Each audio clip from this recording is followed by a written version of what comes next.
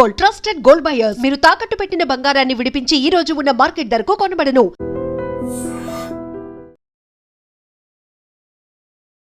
నమస్తే, welcome to I dream talking point with కవిత.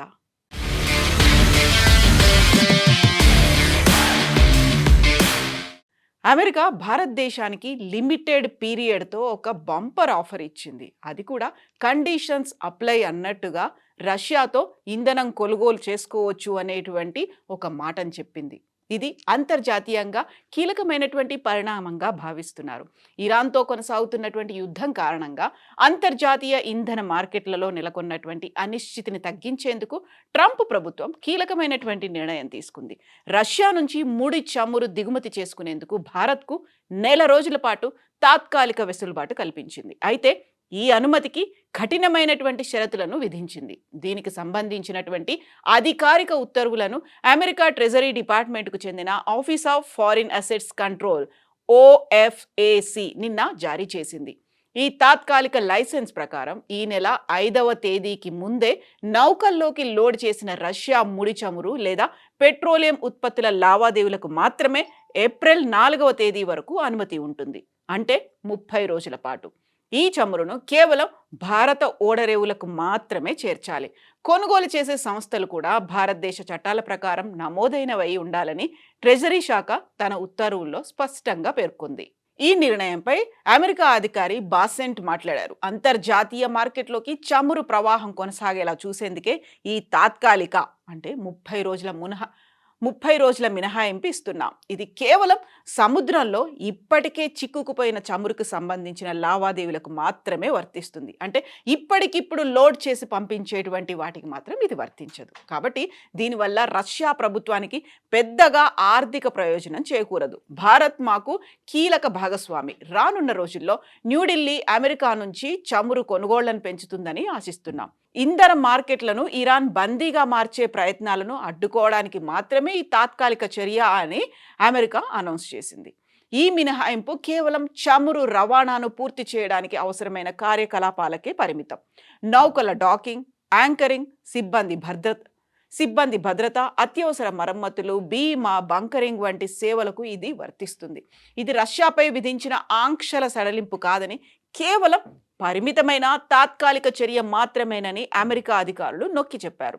2022లో ఉక్రెయిన్పై దాడి తర్వాత రష్యాపై విధించిన విస్తృత ఆంక్షలు యథాతథంగా కొనసాగుతాయని స్పష్టం చేశారు. అలాగే ఈ లైసెన్స్ కింద ఇరాన్కు సంబంధించిన ఎలాంటి లావాదేవీలకు అనుమతి లేదని కూడా చెప్పింది. రష్యా నుంచి చమురు కొనుగోళ్లు చేసేందుకు భారత్కు 30 రోజుల పాటు అమెరికా అనుమతి ఇస్తూ చేసినటువంటి ప్రకటనపై నెట్టింట విపరీతంగా విమర్శలు వస్తున్నాయి. భారత్ ఏ దేశం నుంచి చమురు కొనుగోలు చేయాలనేది అమెరికా నిర్ణయించడం ఏంటనేటువంటి ప్రశ్నలు వస్తున్నాయి. అసలు అగ్రరాజ్యం భారత్కు పర్మిషన్ ఇవ్వడం ఏంటని పోస్టులు కూడా పెడుతున్నారు సోషల్ మీడియాలో.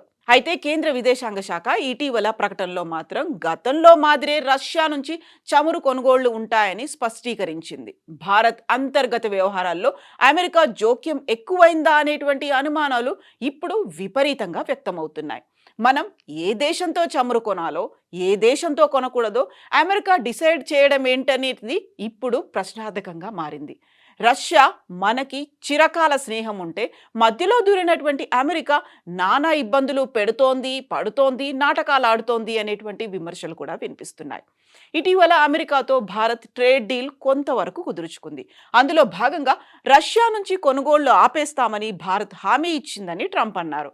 అయితే ఇండియా మాత్రం అలాంటి ప్రకటన చెయ్యలేదు, కానీ క్రమంగా కొనుగోళ్లను మాత్రం తగ్గించింది. నిజానికి రష్యా నుంచి చాలా తక్కువ ధరకే భారతదేశం చమురు కొంటూ వస్తోంది. ఆ ఛాన్స్ ఇప్పుడు మిస్ అయింది. ఇక ప్రస్తుతం గల్ఫ్ వార్ కారణంగా మళ్ళీ రష్యా నుంచి చమురు కొనుక్కునే అవకాశం వచ్చింది.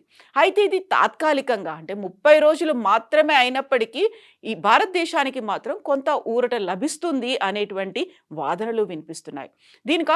దీనిపై అమెరికా ట్రెజరీ విభాగం మార్చి 5న కీలకమైనటువంటి ప్రకటన చేసింది. నెల రోజుల పాటు రష్యా నుంచి చమురు కొనుక్కోవచ్చని చెప్పింది. అంటే ఈ యుద్ధం మరో నెలపాటు కొనసాగుతుందా అనేటువంటి ఒక అంచనాలు అమెరికా చేస్తోందా అనేటువంటి అనుమానాలు ఇప్పుడు తెరపైకి వస్తున్నాయి.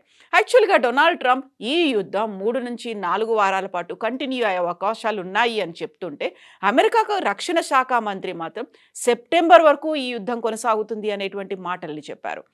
భారత్ రష్యా నుంచి ముడి చమురు కొనేందుకు అమెరికా తాత్కాలికంగా అనుమతి ఇచ్చింది అంటే గల్ఫ్ యుద్ధం ఇప్పట్లో ముగిసేలా లేదా అనేటువంటి మాటలు వినిపిస్తున్నాయి.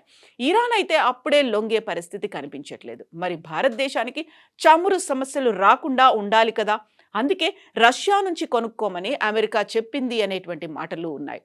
ఇదే రష్యా నుంచి కొనుగోళ్లు ఆపేయాలని గతేడాది అమెరికా చాలాసార్లు భారతదేశం మీద ఒత్తిడి తెచ్చింది. రష్యా దగ్గర భారత్ చమురుని కొంటే ఆ డబ్బుతో రష్యా ఉక్రెయిన్పై యుద్ధం చేస్తోందని మెలికపెట్టింది. అంటే ఇండైరెక్ట్గా భారతదేశం ఉక్రెయిన్ మీద యుద్ధాన్ని ప్రోత్సహిస్తోంది అనేటువంటి వాదన కూడా వినిపించింది. భారత్పై 25% అదనపు టారిఫ్ కూడా వేశారు ట్రంప్. ఇప్పుడు గల్ఫ్ దేశాల నుంచి చమురు సప్లై సమస్యలు తలెత్తుతున్నాయి కాబట్టి రష్యా నుంచి కొనుక్కోమని ఒక సలహాతో పాటుగా బంపర్ ఆఫర్ కూడా వచ్చింది. ఇలా ట్రంప్ ఏం చెబితే అది చేసేయడమేనా ఇండియా పరిస్థితి? ఇలాంటి దుస్థితి ఎవరు కారణం? ఎందుకని ఇలాంటి పరిస్థితి భారతదేశానికి వచ్చింది అనేటువంటి బోల్డని క్వశ్చన్ మార్క్స్, సందేహాలు, అనుమానాలు ఇప్పుడు సోషల్ మీడియాలో వెల్లడవుతున్నాయి. మీరేమనుకుంటున్నారు? మీ అభిప్రాయం ఏంటి? కామెంట్స్ రూపంలో తెలియచేయండి.